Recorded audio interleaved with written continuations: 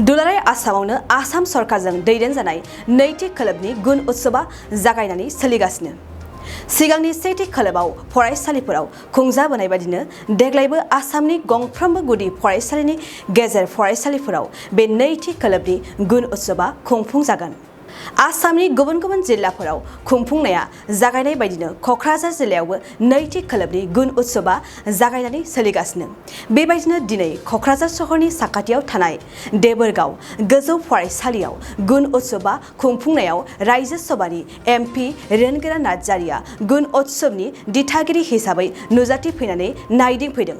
रायजो सभानि एमपि रेनगोरा नार्जारिया बे फरायसालियावनो फैनानै खौरांगिरिनि सिगाङाव मा फोरमायखो जों आबुङै मिथिना लानि। देबोरगाव हायार सेकेन्डारियाव नुजाफैनानै खुब गोजोननाय मोनदों आरो मर्निं प्रेयार टाइमाव आं मोनफैबाय।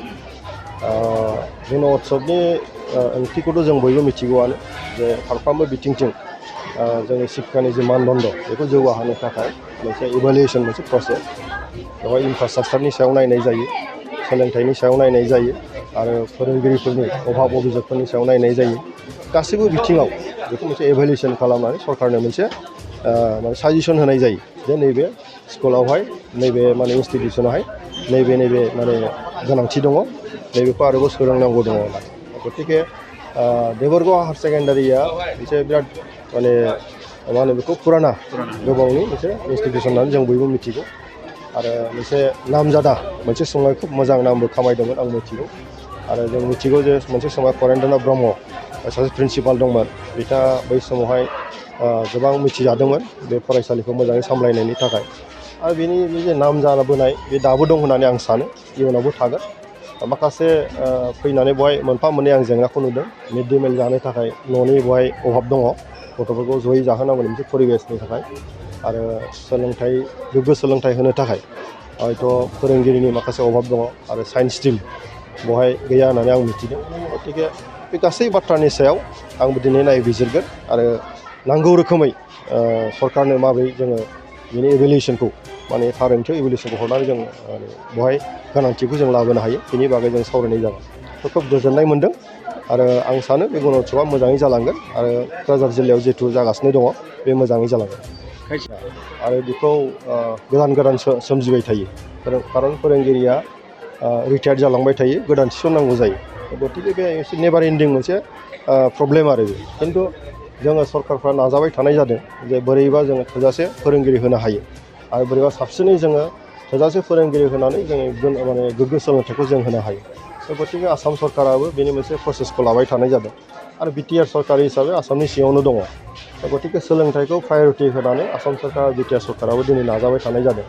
दिनैहाय टेट फरिखानि होनानै टिचारफोरखौ गोग्गो टिचार जाहाथे थिसननो हायो बिनि प्रसेसबो खालामबाय थानाय जादों आरो बेजों माने मोनसे थोरफोयै जोङो फोरोंगिरि थिसननायनि जे हाबाफारि बेखौ लाबाय थानाय जादों। नंगौ मोनसे समावहाय एसे गोबावबो जायो माखासे प्रसेसनि थाखाय।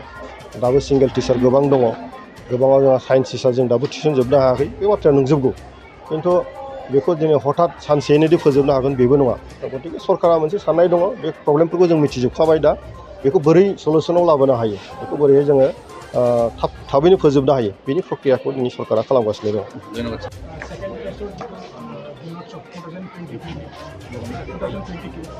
গতিকে সেইটো কাৰণে আমাৰ ফুল প্ৰিপাৰেশ্যন হৈ আছে। যোৱাকালি আমাৰ যিমান স্কুল আছিলে 1611 গোটেই স্কুলতে আমাৰ চেল্ফ ইভেলুৱেশ্যন হৈছিলে। তাৰপিছত আজি আমাৰ যিহেতুকে গোটেই স্কুলত এতিয়ালৈকে আমি যিটো ৰিপৰ্ট পাইছোঁ আৰম্ভ হৈছে। গতিকে আমাৰ টোটেল এই যিটো গুণোৎসৱ এই গুণোৎসৱত 1,23,441 ষ্টুডেণ্টছ আমাৰ ইয়াতে ইনভলভ হ'ব। অৱশ্যে ইয়াতে কিছু এবচেণ্ট হ'ব পাৰে, যোৱাকালি বহুত ষ্টুডেণ্ট এবচেণ্ট হৈছিলে, তথাপিতো আজি হয়তো মানে যিটো ষ্টুডেণ্টবিলাকৰ যিটো মানে এই প্ৰেজেণ্ট সেইটো আমি বেছি হ'ব বুলি আমি ভাবিছোঁ। কাৰণ আমি যোৱাকালি কিছুমান প্ৰিন্সিপালবিলাকক আমি কৈছিলোঁ বা হেড অফ দ্য ইনষ্টিটিউশ্যনসকলক আমি কৈছিলোঁ যে এটলিষ্ট যিকেইজন এবচেণ্ট হৈছিলে তেওঁলোককো আহিবৰ কাৰণে মানে ইনষ্ট্ৰাকশ্যন এটা দিব লাগে। গতিকে আমি ভাবিছোঁ যে ধুনীয়াকৈ হ'ব, আমাৰ কোনো প্ৰব্লেম নাই। যিহেতুকে আমাৰ এক্সটাৰ্নেল ইভেলুৱেটৰ আমাৰ যথেষ্ট আমাৰ ৰিজাৰ্ভতো আছে, ইনকেছ যদি কোনোবা আহিব নোৱাৰে। কিন্তু এতিয়ালৈকে মোৰ তাত কোনো এটা ৰিপৰ্ট অহা নাই যে কোনো মানে স্কুলত এক্সটাৰ্নেল ইভেলুৱেটৰ যোৱা নাই। গতিকে আমাৰ ইয়াত আমাৰ ষ্টেটৰ পৰাও আহিছে, যেনেকৈ আমাৰ IAS অফিচাৰ আহিছে বা IPS অফিচাৰ আহিছে বা SS অফিচাৰ আহিছে আৰু মিনিষ্টাৰ অহাকালি মিনিষ্টাৰো অহাৰ কথা, কিন্তু এতিয়ালৈকে আমি কনফাৰ্মেশ্যন কিন্তু এতিয়ালৈকে পোৱা নাই। বা আমাৰ যেনেকৈ আমাৰ ৰাজ্যসভাৰ সাংসদ আমাৰ ৰণগাৰা নাৰ্জাৰী ছাৰ এই বিদ্যালয়তে আহিছে আজি, গতিকে তেখেত এক্সটাৰ্নেল ইভেলুৱেটৰ হিচাপত আহিছে আৰু আমাৰ বহুতো EM আছে, তেওঁলোকেও নিজাববীয়াকৈ গৈছে। আমিও তেওঁলোকক এল'কেশ্যন কৰিছিলোঁ, তেওঁলোকে যেনেকুৱা ধৰণৰ বিচাৰিছিলে ঠিক তেনেকুৱা ধৰণে আমি স্কুল আমি এল'কেট কৰি দিছোঁ আৰু আমাৰ MLA ছাৰসকলো আছে, গতিকে তেওঁলোকেও কৰি আছে। नोंथाङा सरखारि साख्रि नागिरदोंना? नोंथांनि थाखाय मोनसे गोजोनथाव खौरां। नोंथांनि थाखाय दं एडुकेट पइन्ट, जेराव नोंथाङा सोलोंथाइ लानायनि गेजेरजों सरखारि साख्रिनि गुबुन गुबुन रोखोमनि गोब्राब आनजादफोरखौ उथ्रिसारनो हागोन आरो गावनि आथिङाव गसंथानो हागोन। बे एडुकेट पइन्टआव नोंथांमोना SSC, bank PO, bank clerk, bank SO, UPSC, FSC, defence, railway, state insurance, AAO, ADO एसिस्टेन्टजों लोगोसे स्टेट लेभेल जब आरो माखासे सरखारि साख्रिनि आनजादाव गोनांथि जानाय आयदाफोराव सोलोंथाइ लानो हागोन। मख'नो गोनांदि बे सोलोंसालियाव साख्रिनिल' नङा, बेयाव MBA आरो सैनिक स्कुल बायदियाव एडमिशननि थाखाय एन्ट्रेन्स होनो थाखायबो सोलोंथाइ लानो हागोन। बे सोलोंसालियाव गाहाम थाखो खथानि सुबिदा दं आरो सम मथे नोंथांनि सोलोंथाइखौ बे सोलोंसालियाव होनाय जागोन।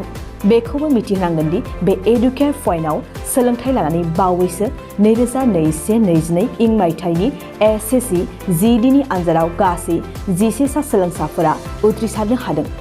बारा नङा, गासै 15,000 रांजोंनो नोंथाङा बे सोलोंसालियाव 6 दानसिम सोलोंथाइखौ लानो हागोन।